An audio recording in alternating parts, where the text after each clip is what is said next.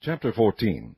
At that time Abijah the son of Jeroboam fell sick, and Jeroboam said to his wife, Arise, I pray thee, and disguise thyself, that thou be not known to be the wife of Jeroboam, and get thee to Shiloh. Behold, there is Ahijah the prophet, which told me that I should be king over this people.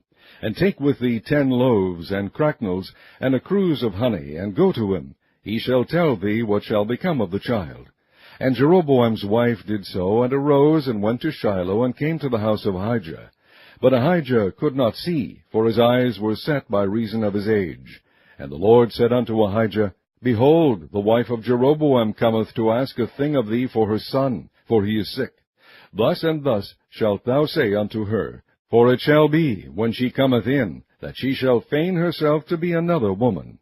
And it was so, when Ahijah heard the sound of her feet, and she came in at the door, that he said, Come in, thou wife of Jeroboam. Why feignest thou thyself to be another? For I am sent to thee with heavy tidings. Go tell Jeroboam, Thus saith the Lord God of Israel, Forasmuch as I exalted thee from among the people, and made thee prince over my people Israel, and rent the kingdom away from the house of David, and gave it thee, and yet thou hast not been as my servant David, who kept my commandments, and who followed me with all his heart, to do that only which was right in mine eyes, but hast done evil above all that were before thee, for thou hast gone and made thee other gods, and molten images, to provoke me to anger, and hast cast me behind thy back.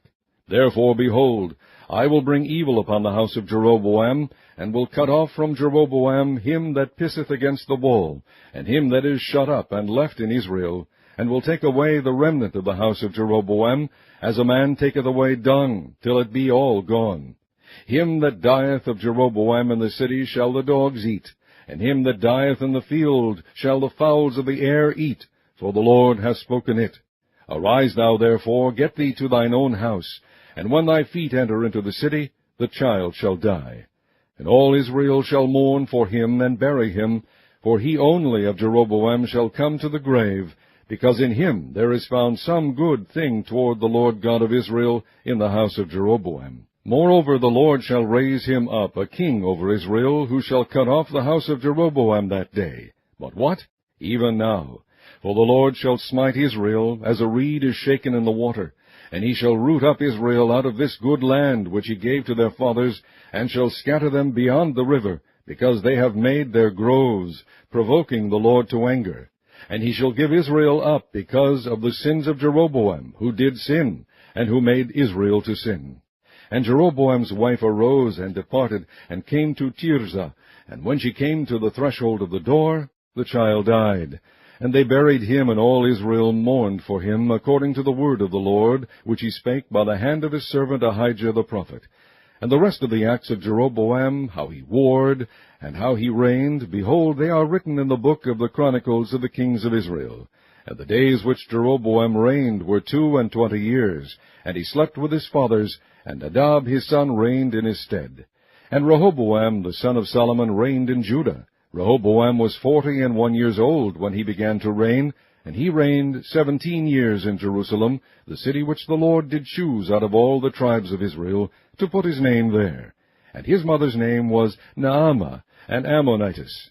And Judah did evil in the sight of the Lord, and they provoked him to jealousy with their sins which they had committed, above all that their fathers had done. For they also built them high places and images and groves on every high hill, and under every green tree. And there were also Sodomites in the land, and they did according to all the abominations of the nations which the Lord cast out before the children of Israel. And it came to pass in the 5th year of King Rehoboam that Shishak king of Egypt came up against Jerusalem.